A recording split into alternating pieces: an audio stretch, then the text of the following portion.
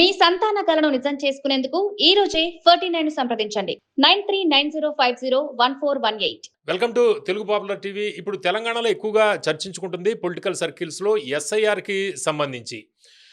ఈ నేపథ్యంలో ఎస్ఐఆర్కి సంబంధించి వివిధ పార్టీలు వివిధ ఒపీనియన్స్ కూడా చెబుతున్నాయి. ఎస్ఐఆర్ వల్ల చాలా ఓట్లు తొలగిపోయే అవకాశం కూడా ఉంది అనేది చెబుతుంది. అయితే ఎలక్షన్ కమిషన్ చెబుతుంది మాత్రం ఇది మొత్తం ఒక కసరత్తు చేస్తాము, డూప్లికేట్ ఓట్లు తొలగిస్తాము, ఇక్కడ లేని వాళ్ళని తొలగిస్తాము అనేది వాళ్ళు చెప్తున్నారు. ఎస్ఐఆర్కి సంబంధించి ఇప్పటికే ఎన్యూమరేటర్లు చాలా ఇళ్లకి వస్తున్న పరిస్థితి స్టార్ట్ అయింది. అయితే ఎస్ఐఆర్ విషయంలో ఎటువంటి జాగ్రత్తలు తీసుకోవాలి, ఓటర్లు సిటిజన్స్ ఎటువంటి జాగ్రత్తలు తీసుకోవాలి, ఎటువంటి సమాచారాన్ని వాళ్ళకి ఇవ్వాలి, ఈ అంశాల గురించి మనతోటి సీనియర్ జర్నలిస్ట్ సురేష్ కొచ్చటిల్ గారు మాట్లాడతారు. నమస్తే పవన్ గారు.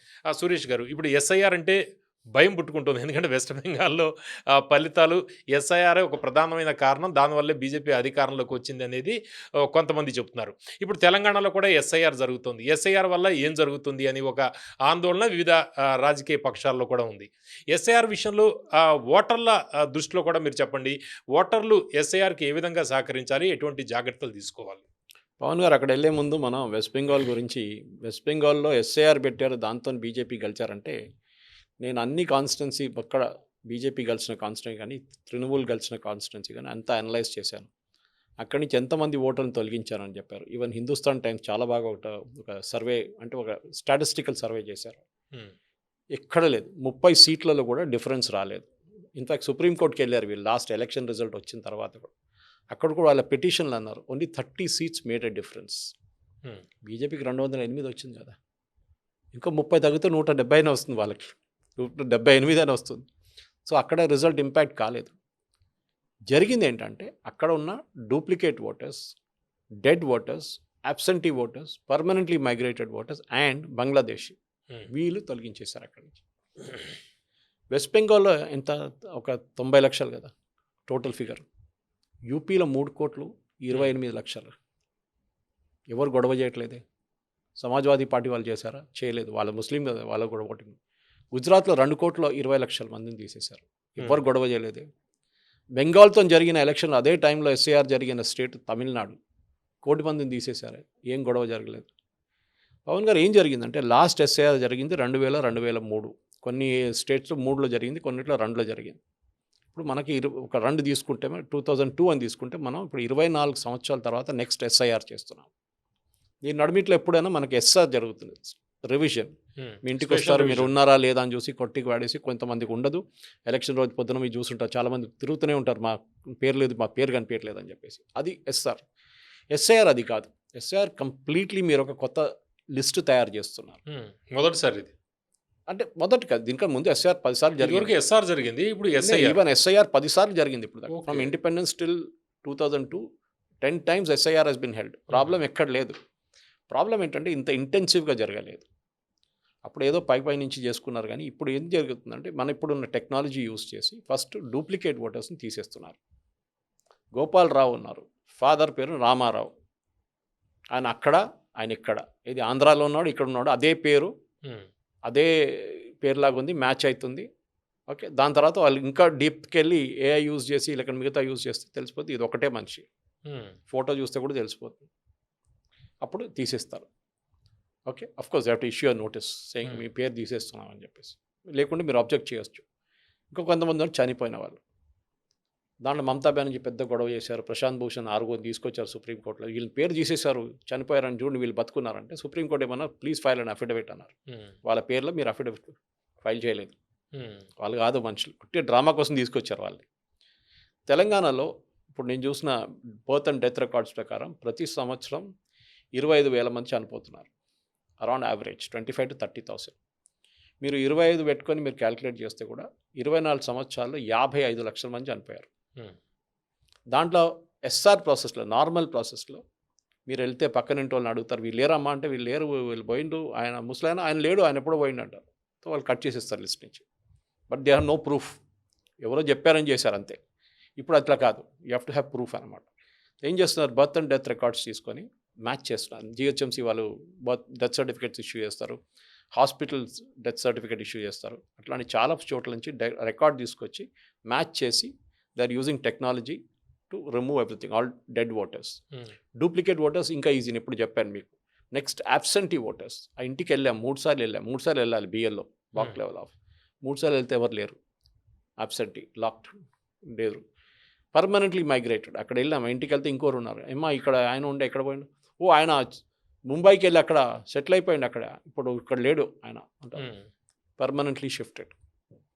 ఓకే, ఈ 4 కేటగిరీలోనే బెంగాల్లో చాలా మటుకు 68 లక్షల మంది దొరికారు. Same with Bihar also. So దీంట్లో ఇక్కడ పొలిటికల్ పార్టీస్ రేవంత్ రెడ్డి కానీ మీనాక్షి నటరాజన్ కానీ మిగతా వాళ్ళు చేస్తున్న గొడవ నాకు అర్థం కావట్లేదు. ఇదొక చాలా సిస్టమేటిక్ ప్రాసెస్. బీజేపీ వాళ్ళు 50-60 లక్షల ఓట్లు పోతాయి అనేది ఒక భయం ఎవరికి. మీకు ఎందుకు భయం అంటే దర్ సంథింగ్ రాంగ్. అది ఫస్ట్ ఆఫ్ ఆల్ అదర్ చేసుకోవాలి. ఎందుకంటే ఇదంతా లీగలీ ఛాలెంజబుల్. మీకు 3 స్టెప్స్ ఉన్నాయి. బిఎల్ఓ నుంచి ఈఆర్ఓ నుంచి సిఇఓ దాకా వెళ్తుంది.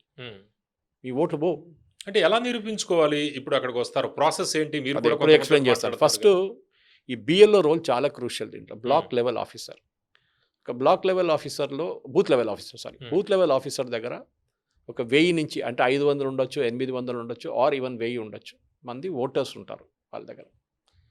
ఈ బూత్ లెవెల్ ఆఫీసర్స్కి కానీ వీళ్ళందరికీ ట్రైనింగ్ ఇచ్చారు ఎలక్షన్ కమిషన్ వాళ్ళు. ట్రైనింగ్లో చాలా క్లియర్గా వాళ్ళకి ఆ ప్రాసెస్ ఎక్స్ప్లెయిన్ చేశారు, మీరు ఎట్లా చేయాలి.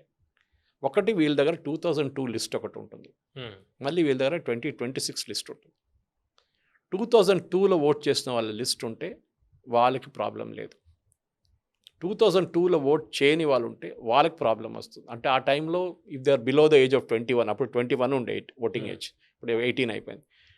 ఆ ఏజ్లో మీరు 9 సంవత్సరాలు 10 సంవత్సరాలు ఈవెన్ 15 సంవత్సరాలు ఉన్న వాళ్ళు ఓట్ వేయలేదు. ఆబ్వియస్లీ వాళ్ళు ఎట్లా నిరూపించుకుంటారు వాళ్ళే అని.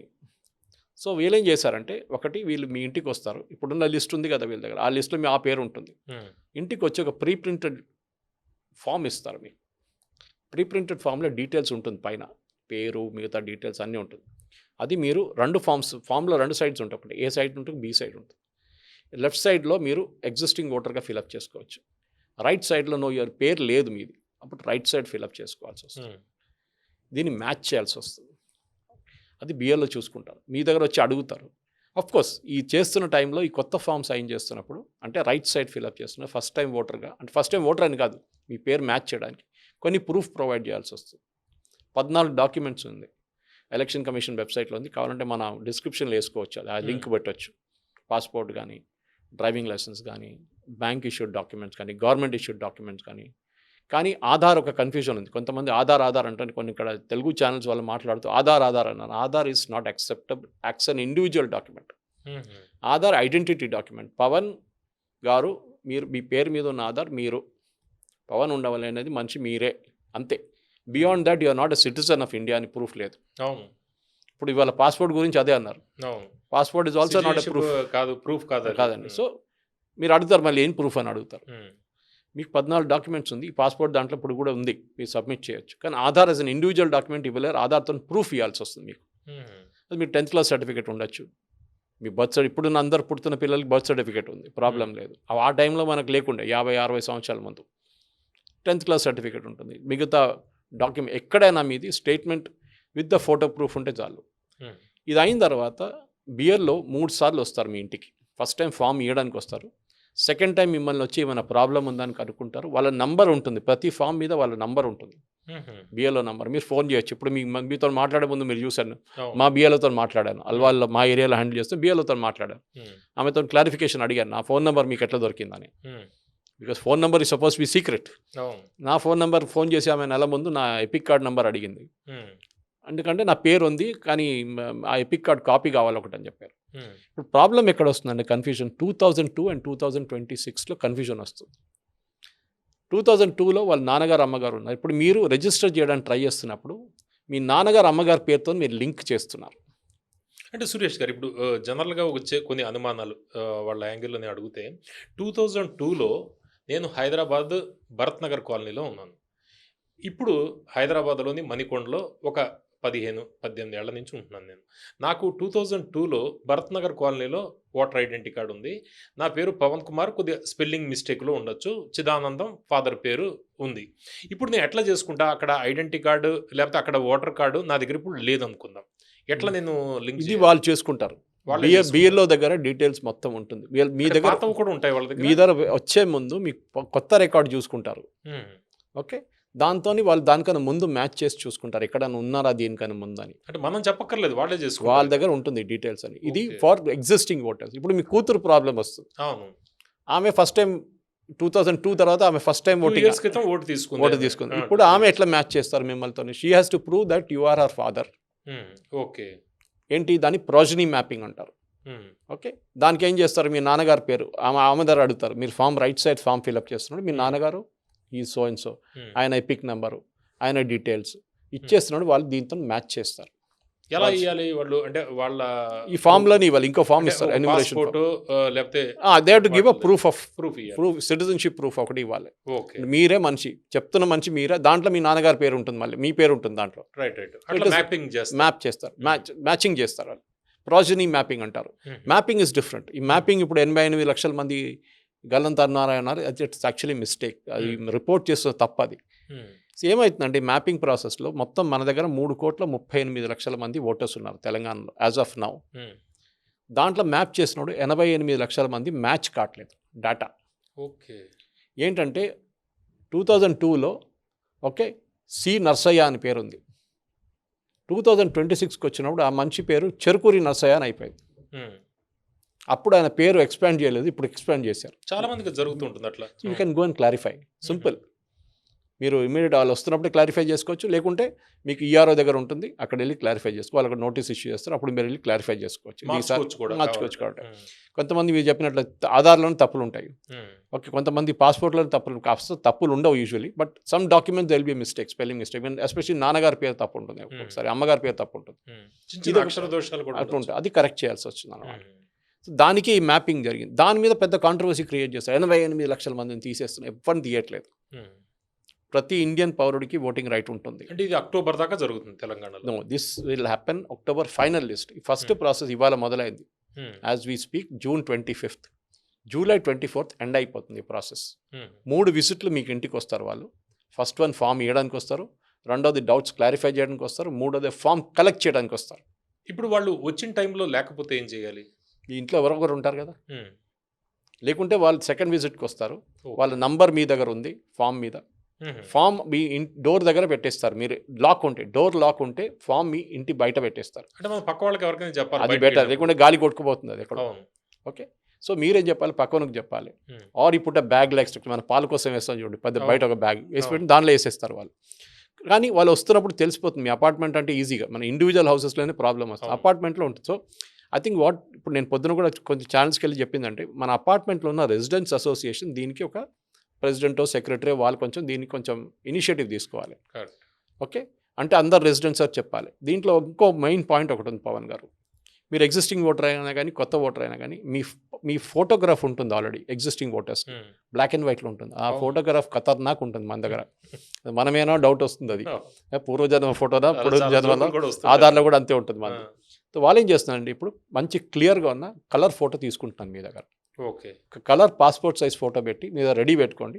ఐ సజెస్ట్ ప్రతి ఇంట్లో ఉన్న వాళ్ళు ఒక ఎన్వలప్ లేకుంటే ఒక ఫోల్డర్ క్రియేట్ చేసి దాంట్లో అందరు డాక్యుమెంట్స్ పెట్టేసుకోండి. సడన్గా వాళ్ళు వచ్చి పాస్పోర్ట్ ఏదైనా అడుగుతారు, అప్పుడు మీరు మళ్ళీ వెళ్ళి బెడ్రూమ్కి వెళ్ళి పాస్పోర్ట్ తీసుకురావాల్సి వస్తుంది. ఏం లేదు, ఆ పాస్పోర్ట్ లేకుండా దాని పాస్పోర్ట్ కాపీ తీసుకుపెట్టుకో. వాళ్ళు కాపీ ఏం తీసుకోరు మీ దగ్గర, అప్పుడు తర్వాత తీసుకుంటారు. మీరు ఇది ఇచ్చేసేయండి, అయిపోతుంది. ఓకే, మీరు అదంతా డాక్యుమెంట్ రెడీ పెట్టుకోండి. వారు వచ్చినప్పుడు అక్కడెక్కడ పరిగెత్తడం కాదు. నెక్స్ట్ మీ ఫామ్ ఫిలప్ చేసేటప్పుడు, అంటే ఫామ్ వచ్చిన తర్వాత ఫిలప్ చేసేటప్పుడు తప్పులు చేస్తారు. దాంట్లో చాలా క్రూషియల్. ఇవాళ కూడా ఎలక్షన్ కమిషన్ చెప్పారు, డోంట్ మేక్ మిస్టేక్స్. పేరు, నాన్నగారి పేరు, మీ పేరు, ఫుల్ నేమ్, ఇనిషియల్స్ ఏదైనా ఎక్స్పాండ్ చేసి పెట్టండి, but it should be clear. Gopal Rao అంటే గోపాల్ RAOనా RAUనా, ఇది చాలా క్రూషియల్. సురేష్ కొచ్చాట్లు అనగానే దాంట్లో 2 టీలు ఉన్నాయి, 1 టీ ఉందా? చాలా మంది నా పేరు రాస్తున్న సింగిల్ టీ రాస్తారు, మళ్ళీ వాళ్ళు కరెక్ట్ చేయాల్సి వస్తుంది. దాంట్లో 2 టీలు ఉన్నాయి, కోచాటిల్ TTIL, అది ఉంటుంది, చాలా ఇంపార్టెంట్. దీనికన్నా ముందు కూడా జరిగిన దాంట్లో నేను ట్రిమల్గిరి ఉన్నప్పుడు నా పేరు ఎప్పుడు తప్పు కొడుతుండే వాళ్ళు, మా నాన్నగారి పేరు కూడా తప్పు కొడుతుండే. MK విజయన్ని EMKAY అని కొడుతుండే, ఎందుకంటే తెలుగు నుంచి ట్రాన్స్లేట్ చేశారు ఇంగ్లీష్కి డైరెక్ట్గా. అది జరిగింది. అది anyway that has been corrected to large extent నా. ఇప్పుడు జరుగుతుంది దాంట్లో. సో పెన్సిల్తో ఫిలప్ చేయండి, నా అడ్వైస్ అది. మీరు పెన్తో ఫిలప్ చేయకండి, ఎందుకంటే ఎక్కువ లేవు, 7-8 పాయింట్సే ఉన్నాయి. పెన్సిల్తో ఫిలప్ చేసుకోండి. అండ్ వాళ్ళు వచ్చినప్పుడు మీరు చెప్పండి మేడం ఒకసారి చూడండి, సార్ చూడండి ఒకసారి కరెక్ట్ ఉందా చూడండి ఒకసారి, ఇది డాక్యుమెంటు, ఇది పేరు, ఇది నా ఆధార్ కార్డ్ నంబర్ పెట్టాలి దాంట్లో, మొబైల్ నెంబర్ పెట్టాలి దాంట్లో. ఇదన్నీ చేసిన తర్వాత మీ అడ్రస్ ప్రూఫ్ అంతా ఫిల్అప్ చేసిన తర్వాత pin code, for example pin code తప్పకొట్టకూడదు. ఓకే, ఇదన్నీ ఫిల్అప్ చేసిన తర్వాత ఒకసారి వాళ్ళు చెక్ చేసి ఇది బాగానే ఉందా కానీ మీరు ఇమీడియట్ పెన్తో ఫిల్అప్ చేసేసేయండి. అది ఇది నా సజెషన్. కొంతమంది పెన్తోనే ఫిల్అప్ చేసుకోవచ్చు, నాకు ప్రాబ్లం లేదు. మళ్ళీ మీరు కొట్టి దాని మీద ఎగ్జామ్ రాస్తున్నట్లు రాయాల్సి వస్తుంది మళ్ళీ. ఇది సజెషన్ అనమాట. సో 3 సార్లు వాళ్ళు వస్తారు. ఇప్పుడు మీరు దాని తర్వాత డ్రాఫ్ట్ రోల్ పబ్లిష్ అవుతుంది అరౌండ్ జూలై 24th. ఇది క్లోజ్ అయిన తర్వాత ఐ థింక్ జూలై ఎండింగ్ దాకా 4-5 రోజుల తర్వాత ఒక డ్రాఫ్ట్ లిస్ట్ పబ్లిష్ అవుతుంది. డ్రాఫ్ట్ లిస్ట్లో మీ పేరు లేదనుకోండి, ప్యానిక్ చేయకండి, నో నీడ్ టు ప్యానిక్. మీ పేరు లేకుంటే మీరు ఫ్రెష్ ఓటర్గా రిజిస్టర్ చేసుకోవచ్చు ఫామ్ 6లో. ఓకే, ఫామ్ 6 వేసేసి ఆన్లైన్ కూడా చేసుకోవచ్చు, మీరు ఆఫ్లైన్ చేయక్కర్లేదు, ఆన్లైన్ చేయొచ్చు. కానీ బిఎల్ఓ వస్తున్నప్పుడు మీకు కనుక్కొని ఒకసారి మీరు లిస్ట్ మీరు వాళ్ళు ఇంకోటి ఆ ఫామ్లో 2 కాపీస్ ఇస్తారు. ఒక ఫామ్కి పవన్ ఉండవల్లికి 2 ఫామ్స్ ఇస్తారు, 2 సేమ్ ఉంటుంది. నేను చెప్పినట్టు పైన పేరంతా ఉంటుంది. మీరు ఫామ్ ఫిల్అప్ చేస్తున్నారు, ఇది ఫిల్అప్ చేస్తారు, ఇది ఫిల్అప్ చేస్తారు. వాళ్ళు ఈ ఫామ్ తీసుకుంటారు, 2వ ఫామ్ మీద వాళ్ళు రిసీట్ కొట్టి సిగ్నేచర్ కొట్టి మీకు ఇచ్చేస్తారు. అది మీ కాపీ ప్రూఫ్ అనమాట, మీరు సబ్మిట్ చేశారని చెప్పి. ఒకసారి సబ్మిట్ చేసిన తర్వాత మీ డాక్యుమెంట్స్ ఏదైనా మిస్ మ్యాచ్ అయింది అనుకోండి, మీకు ఒక నోటీస్ ఇష్యూ చేస్తారు. చూడండి పవన్ గారు, మీ ఫాదర్ నేమ్ ఏదో తప్పు ఉంది, కొంచెం చెక్ చేయండి, మీ ఇంకో డాక్యుమెంట్లో ఇంకోటి ఉంది, ఇక్కడ మీరు ఇంకోటి రాశారు, ఇంకేదైనా డాక్యుమెంట్ ఉంటే తీసుకురండి అని చెప్పి ఒక నోటీస్ ఇష్యూ చేస్తారు. అది మీరు వెళ్ళి ఇచ్చేస్తే క్లియర్ అయిపోతుంది ఈఆర్ఓ ఆఫీస్లో. ఇదంతా అయిన తర్వాత ఫర్ ఎగ్జాంపుల్ మీ పేరు కనిపించట్లేదు అప్పుడు కూడా, ఆర్ మీ పేరు డాక్యుమెంట్ సబ్మిట్ చేస్తే రిజెక్ట్ చేశారు బిఎల్ఓ, అప్పుడు మీరు ఈఆర్ఓకి అపీల్ చేయొచ్చు 15 days. అంటే ఈ పబ్లిష్ చేసిన రోల్స్ నుంచి 15 days లోపల మీరు అప్లై చేయాలి, ఒక అపీల్ పెట్టాలి. మీరు 15 దాకా వెయిట్ చేయకండి, ఇమీడియట్గా వితిన్ 2-3 days మీరు ఈఆర్ఓకి ఒక అపీల్ ఫైల్ చేయొచ్చు. వాళ్ళు ఇమీడియట్ హియరింగ్ చూసి వాళ్ళు వినేసి మీకు 5 నిమిషాల్లో క్లియర్ చేసేస్తారు. ఓకే ఇది కరెక్టే ఉందండి, ఓకే నౌ ఇట్స్ అప్రూవ్డ్ అని చెప్తారు. కాలేదనుకోండి, ఆయన కూడా డిక్లైన్ చేశారు, మీరు CEO లెవెల్కి వెళ్ళొచ్చు, చీఫ్ ఎలక్టరల్ ఆఫీసర్ లెవెల్కి వెళ్ళొచ్చు, అక్కడ మీరు అపీల్ ఫైల్ చేయొచ్చు. ఓకే, నాకు ఒకటే డౌట్ ఏంటంటే ఇది ఆన్లైన్ అపీలా ఆఫ్లైన్ అపీలా అది ఒకటి కనుక్కోవాలి. అది నా దగ్గర క్లారిటీ లేదు, ఎందుకంటే నేను ఈ బూత్ లెవెల్ ట్రైనింగ్కి వెళ్ళలేదు. So I'm talking from pure personal perspective అన్నమాట. దీంతో పాటు అన్నిటికీ ఇంట్రెస్టింగ్ మీ ఏరియాలో ఉన్న పొలిటికల్ పార్టీస్, మన దగ్గర 12 పొలిటికల్ పార్టీస్ రికగ్నైజ్డ్ ఉన్నాయి తెలంగాణలో. దాంట్లో బీఎస్పీ ఉంది, ఎన్సీపీ ఉంది అన్నీ ఉన్నాయి. కానీ వీళ్ళెవరు రారు, వీళ్ళ ఏజెంట్లు ఎక్కువ ఉండరు. అంతా ఉండబోతున్న కాంగ్రెస్ వాళ్ళు, బీఆర్ఎస్ వాళ్ళు, బీజేపీ వాళ్ళు ఉంటారు, ఎంఐఎం వాళ్ళు ఉంటారు.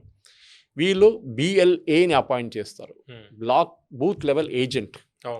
ఈ ఏజెంట్ ఆఫీసర్తోనే తిరుగుతారు. ఇప్పుడు ఈ ఎస్ఐఆర్ టైంలో వాళ్ళు కూడా మీ ఇంటికి వస్తారు తోడు. అరే ఈయన పవన్ గారు నాకు తెలుసండి, మా ఫ్రెండ్ క్లోజ్ ఫ్రెండ్ అది అని చెప్పి, జర్నలిస్ట్ అండి ఈయన అని చెప్పి మీతో మాట్లాడతారు. ఫామ్ అంతా ఇచ్చాను పవన్ గారు, ఏమైనా ఉంటే చెప్పండి నాకు, నేను వస్తాను. వాళ్ళు హెల్ప్ చేస్తారు వచ్చి, ఎందుకంటే వాళ్ళకు కూడా ట్రైనింగ్ ఇచ్చారు ఎలక్షన్ కమిషన్, తప్పులు ఏముంటుంది ఏం చేయాలని చెప్పి. సో వాళ్ళ ఫాలోఅప్ కూడా, సో వాళ్ళ పర్సనల్ ఇంట్రెస్ట్. రేవంత్ రెడ్డి గారు చెప్తున్నారు కదా, ఒక్కరి పేరు కూడా మిస్ కాకూడదు, నేను సర్పంచులు చెప్తున్నాను, వాళ్ళకి చెప్తున్నా, వార్నింగ్ ఇస్తున్నాను. ఇది ఎందుకంటే they are making sure nobody is deleted. ఎవరు డిలీట్ చేయరు, కానీ ఇల్లీగల్గా ఉన్న వాళ్ళని, మన దేశ పౌరులు కానీ వాళ్ళని ఇవ్వకూడదు. That is a basic rule.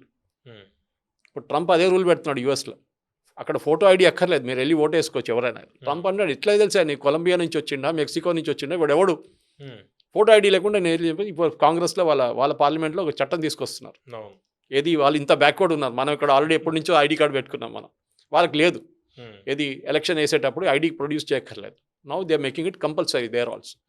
So మన దగ్గర ఈ ప్రాసెస్ చాలా ఈజీగా నడుస్తుంది. జెన్యున్గా ఉన్న ఓటర్స్ భయపడకర్లెక్కలేదు. No need to get scared. అసలు మీకు భయం ఉండకూడదు. ఓన్లీ పొలిటికల్ పార్టీస్ కొంతమంది ప్యానిక్ అవుతున్నారు, అది ఎలక్షన్ కమిషన్ ఎస్ఐఆర్ అది మిమ్మల్ని తీసి పక్కన పడేస్తారు, మేము బంగ్లాదేశ్ పంపిస్తారు మిమ్మల్ని. కాదు, ఎందుకంటే ఈ మ్యాపింగ్ ప్రాసెస్లో కూడా తప్పులు ఎక్కడ వచ్చిందంటే, అంటే వాళ్ళు నోటీస్ చేసిన తప్పులు. నాన్నగారి పేరు 2002లో 2026లో డిఫరెంట్ ఉంది. యూసుఫ్ ఖాన్ అన్న ఇక్కడ వచ్చినప్పుడు బన్రేజ్ ఖాన్ అని వచ్చేసింది. ఇదేంట్రా అని చెప్పేసి వాళ్ళు నోటీస్ ఇష్యూ చేశారు, ఈ పేరు తప్పు ఉంది, కరెక్ట్ చేయండి, ఏ పేరు కరెక్ట్ అని చెప్పండి అని డాక్యుమెంట్ తీసుకురావాల్సి వస్తుంది. రెండవది, నాన్నగారు అండ్ కొడుకు నడిమిట్లో ఒక 15 సంవత్సరాల డిఫరెన్సే ఉంది. అది ఎట్లా వస్తుంది? ఒక కొడుకు పుట్టిన తర్వాత నెక్స్ట్ కొడుకు 6 నెలలు పుట్టిండు, అది ఎట్లా వచ్చింది? సో ఆ డౌట్లో మ్యాపింగ్లో 88 లక్షల మంది బయటపడ్డారు. సురేష్ గారు ఇప్పుడు చాలా చోట్ల ఉన్న సమస్య భార్య ఒక పోలింగ్ బూత్‌లో ఓటేస్తే భర్త పోలింగ్ బూత్ ఇంకోటి ఉంటుంది. కూతురిది ఇంకో పోలింగ్ బూత్ ఉంటుంది. యాక్చువల్‌గా నాకు కూడా మణికొండలో అదే సమస్య. ఇది ఏదైనా ఇందులో పరిష్కారం అవుతుందా ఎస్ఐఆర్ అవుతుంది వల్ల? అనుకుంటా. But I'm not authority on that. Election commission వాళ్ళు ఆన్సర్ చేయాల్సి వస్తుంది. బహుశా ఉండొచ్చు. They will correct it. ఇప్పుడు ఈ ఎస్ఐఆర్ ప్రాసెస్‌లో బహుశా అదంతా కరెక్ట్ అయిపోతుంది. ఓకే. నాకైతే ప్రాబ్లం లేదు. మా ఏరియాలో ఉన్న ఒక స్కూల్ ఉంది, గౌతమ్ మోడల్ స్కూల్ వాళ్ళు. అక్కడే 6 బూత్లు ఉన్నాయి. ఒకసారి 5 ఉంటుంది, ఒకసారి 4 ఉంటుంది. ఈసారి 4 ఉంది అనుకున్నాను. 4 ఉంటాను. సో అక్కడే వస్తుంది మాదైతే. కానీ డిఫరెంట్ రూమ్స్‌లో వస్తుంది. ఒకటే రూమ్‌లో రాదు. అవును. ఈ బూత్‌లో నెక్స్ట్ 1, 3, 4లో ఉంటుంది. మాదొకటి, మా వైఫ్‌ది ఒకటి, మా కూతురుది ఒకటి. సెపరేట్ దాంట్లో వస్తుందన్నమాట. Okay. That is not a major issue. కానీ ఐ థింక్ సార్ట్ అవుట్ అయిపోతుంది అనుకుంటా. 10 కిలోమీటర్ల దూరం పెట్టుకుంటే చాలు. అవును. అదొకటే ఇష్యూ అనమాట. అవును. కొంతమంది అది కూడా జరుగుతుంది. So that I think election commission more or less ఈ టెక్నాలజీ యూజ్ చేసి చాలా మటుకు క్లియర్ చేసుకుంటారు. హ్మ్. ఐ థింక్ లెటస్ పానిక్ చేయకూడదు. నేను అదే మళ్ళీ ఈవెన్ రేవంత్ రెడ్డి గారి దగ్గర అదే అపీల్ చేస్తున్నారు. పానిక్ మీరు ఎందుకు సిచ్యువేషన్ క్రియేట్ చేస్తున్నారు? మీ పేర్లు తీసేస్తారు. బీజేపీ వాళ్ళు చేస్తున్నారు. బీజేపీ కాదు, ఎలక్షన్ కమిషన్ చేస్తున్నారు. మీ పార్టీ వాళ్ళు సుప్రీంకోర్టుకి వెళ్ళారు. సుప్రీంకోర్టు కొట్టిపడేశారు ఆ కేసు అంతా. ఎన్నోసార్లు వెళ్ళారు. మమతా బెనర్జీ అందరికన్నా ఎక్కువ. అప్పుడు చాలా క్లియర్గా సుప్రీంకోర్టు చెప్పారు, this is happening correct manner, no problem. Okay. West బెంగాల్లో ఇంకా కొంచెం వాళ్ళు పొడిగించారు. అంటే వాళ్ళు టైం ఇచ్చారు ఇంకా. హ్మ్. ఓకే. కానీ ఇప్పుడు మనం జరుగుతున్న దానికి as we should be clear. ఈ డాక్యుమెంట్స్ అంతా రెడీగా పెట్టుకోండి. వాళ్ళు వచ్చినప్పుడు document, passport size photo, colour photo అది కూడా పెట్టుకోండి మీద రెడీగా. 2 కాపీలు పెట్టుకోండి కావాలంటే. అండ్ దాన్ని స్టేపుల్ చేయకండి. ఫామ్కి స్టేపుల్ చేయకూడదు, అంటించాలి. దానికి ఒక బాక్స్ ఉంది పక్కన, ఆ బాక్స్ మీద అంటించండి. లెఫ్ట్లో మీ ఇప్పుడున్న ఫోటో ఉంటుంది, రైట్లో ఇంకో బాక్స్ ఉంటుంది, అక్కడ మీరు ఆ ఫోటో అంటించండి. ఓకే. ఇది ఎస్ఐఆర్‌కి సంబంధించి చాలా విలువైన సమాచారాన్ని ఇచ్చారు sir. Thank you very much. Thank SIR విషయంలో ఎవరు ఆందోళన చెందాల్సిన అవసరం లేదు. అయితే పూర్తిగా వాళ్ళకి బిఎల్ఓలకి సహకరించాల్సిన అవసరం ఉంటుంది. వాళ్ళు అడిగిన డాక్యుమెంట్లు అవన్నీ కూడా వాళ్ళకి ఇస్తే సరిపోతుంది.